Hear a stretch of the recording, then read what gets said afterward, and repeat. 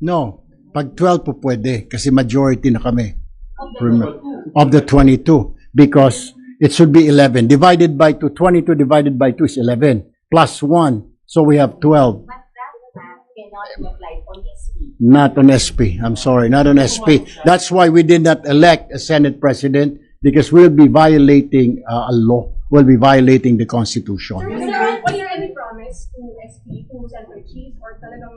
Actually, vacant yung Senate President. I mean, because may acting na tayo, di ba?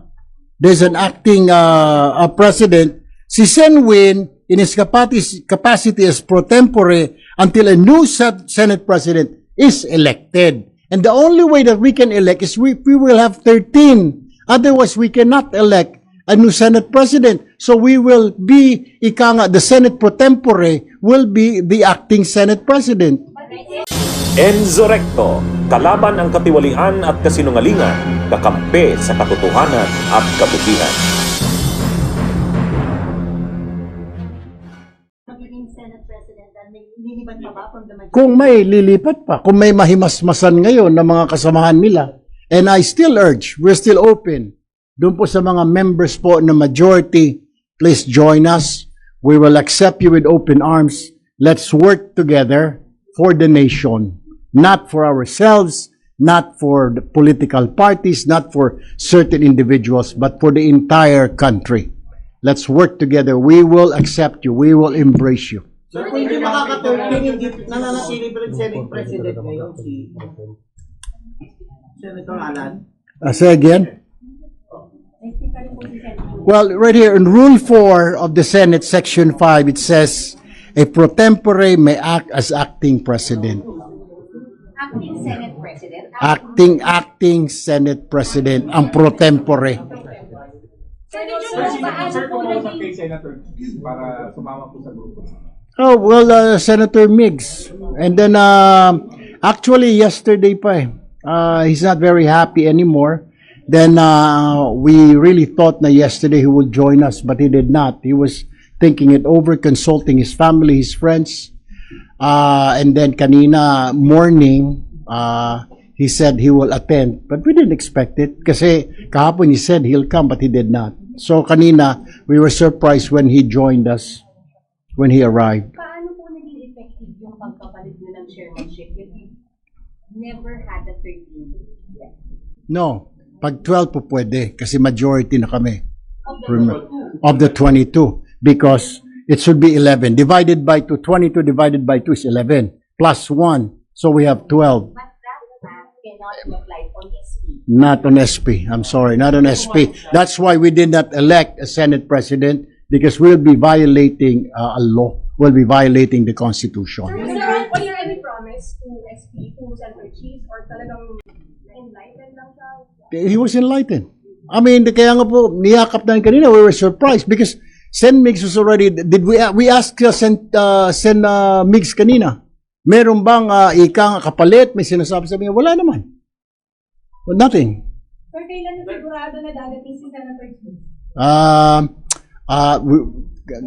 There was none. Kanina, no nag-caucus kami ng 1 o'clock, wala pa eh.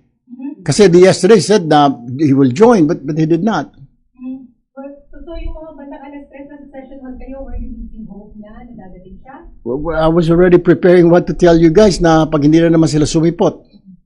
Na will say na bahala na ang taong bayan. Pero po ba sir nakialam? Miss Arlie may nagsasabi, nilakad ng palasyo yung pagpunta rito ni Senator. Wala namang kapalit ha. I mean, bakit yung number 2? Bakit nakikialam ang palasyo? Bakit ma'am nakikialam? I mean, this is a Senate. I mean, we're another branch of government, di ba? Then what will happen pag nag-reserve si Bato? Then, pag dumating siya, it's okay. I mean, we welcome him. But that would make the Senate 23 not 22. Ano po mangyayari sa... Well, we already declared it. Kung susipot siya. Sir, to clarify, Kung susipot siya. right now we have a Senate President and an acting Senate President. Ano po yung difference and limits ng mga functions and roles? Actually, vacant yung Senate President. I mean, because may acting na tayo, di ba? There's an acting president. Si Sen Win, in his capacity as pro tempore until a new Senate President is elected. And the only way that we can elect is we will have 13. Otherwise, we cannot elect a new Senate President. So we will be, the Senate pro tempore will be the acting Senate President. But if Mayor arrives on Monday, he will preside. Definitely. He will preside. He remains to be the Yes, he will preside. Can we say na hindi stable pa yung kasalukuyan ng majority? I think it's already stable because 12 kami, 10 lang sila eh. Pero yung president, Senate President, hindi pa rin stable. Yeah, yung Senate President, yes. But what can he do? I mean, he might be a virtual president dahil majority na kami, di ba? 12 to 10. Sir, pag tinanong ni Senator Marcoleta ang kanyang blue ribbon, how will you assert your blue ribbon? That's illegal na po yung kanyang tomorrow. We have already instructed the Senate, the OSAA, the Senate Sergeant at Arms, the Senate Secretary. Sir, sabi niya, Na all seats vacant pa po, di ba? We declared it. So, illegal na po yung gagawin niya because there's already a new Blue Ribbon Chairman. sir, kung matutuloy tomorrow, wag daw po corrupt dahil may mga minority na pwede daw hong madawit doon sa flood control anomaly. Ay, doon. Kung sa amin sana tinignan niya muna yung kagrupo niya. Ilan doon ang sabit. Sir, sorry, ang grupo niyo po ang tawag ay majority na. Of course. Yes. Because the new majority, there's 12 of us. There's 12 of us. And then, another thing. Did you hear Senator Cheese abstained? Hindi naman So he did not abstain. Doon sa mga, when Senator Win said na declare all committee, seats vacant, except for the Senate presidency. Senator, paano pag magpumilit na mag-hearing bukas? Yung Ribbon Committee under Senator I don't know how they will do that because there's already instruction to the Senate Sergeant at Arms. There's a new Sergeant at Arms. Wag pa papasukin. They will not be. And then there will be we're contacting now the House of Representatives that this is the Senate new majority. And even Malacanang, there's already communication. We're just waiting for the reply. Even the guests hindi po papapasukin tomorrow. For instance, if the 18 ex-Marines surface. Because it's invalid already. This is already a press conference, right? I'm telling you, I'm the new Blue Ribbon Committee chair because there's a new Senate majority. Yung sinasabi po nila sila Senator Marcoleta, hindi na po sila majority, nasa minority. They only have 10. Na kung gusto mo pumunta ng mga Marines, magmerienda, pameriendahin na lang dyan. Meron na mga... Monday, sir, yung mga Marines na yun, or yung ibang guest sana bukas, invite ba sila on Monday? We will review upon consultation with the new members. Like I said, everybody is a member of the Blue Ribbon. Kasama po si Senator Marcoleta, kasama po kung gusto niya pa ang ex-officio Senate President Cayetano. They're all invited. Sir, sabi nila SP Alan, all of this is para hindi matuloy yung hearing nila on the flood control anomaly. Meron na ngayon, Monday, di ba? Pero hindi, yung kanila, yung for tomorrow dapat. Are you denying that? Yeah, of course. Because, number one, okay, subcommittee, dapat i-constitute ang subcommittee upon the instruction of the chairman of the committee. Sino ba yung chairman nun? Si Senator Pia Cayetano.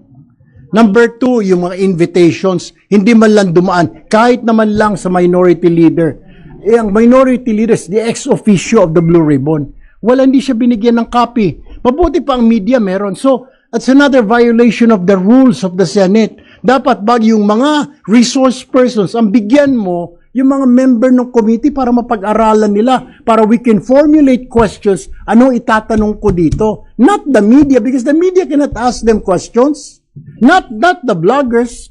So wala kayong hinaharap doon sa katotohanan daw? No, of course, we will look yung mga, we will still invite those people, some of those, pero we will have to review yung list nila. Hindi yung kung sino sila, wala na pakundangan. May mga pangalan ako na hindi ko nakilala, hindi naman contractor. Sino ba yung mga yun? Nakita ko may mga 18 Marines na yun. So we will have to consult, of course, the members until Friday.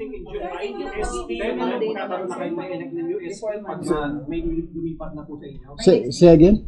Do you think in due time magkakaroon na ng Kung may lumipat, yeah, then we can convince, then we will elect. And, malapit na yun? I hope so. But for now, ang sigurado lang is 12. Ginawa po ninyo, anong mensahe nito kay Senator Alan Peter Quezon? Ang mensahe, ang tao pagod na po.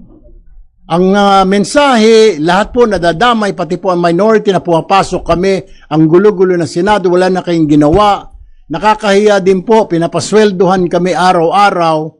Pagkatapos 3 days, it's a violation of the Constitution. So we really have to act drastically. Ito na nga po. Kung sinasabing lang, wala silang quorum, walang bilang. Paano walang bilang? There's only 22 of us now. Yung isa nagtatago, ayaw na magpakita. Sinasabi mo, sana, kung magpakita, sana magpakita siya. Sana hindi siya magtatakbo sa hagdanan ulit. Mag-stay siya dito sa floor, bumoto siya. Sige, let's go. With that po, Senator, I think Senator Cheese is also facing a graft complaint before the Ombudsman. Yes. Paano kung ma-arresto din siya? Kung may warrant of arrest. If there's a warrant of arrest. Pero there's no warrant of arrest pa naman. Ongoing po yung investigation. If he will be arrested, what will happen? Well, depends. May the majority. It depends to the ombudsman po, di ba? Then we have to talk it over, di ba? Well, one by one. I'll take 4 more questions. We'll have to choose. We'll have to choose from amongst ourselves. Not yet. We'll have to choose. Sir, pwede yun kahit naka-adjourn na kayo?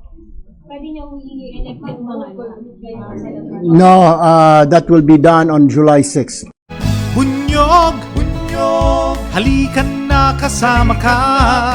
Bunyog, kapag buklod ay may pag-asa. Luzon, Visayas, Mindanao, isa ang pananaw. Sa bagong Pilipinas ang bunyog isisigaw. Bunyog,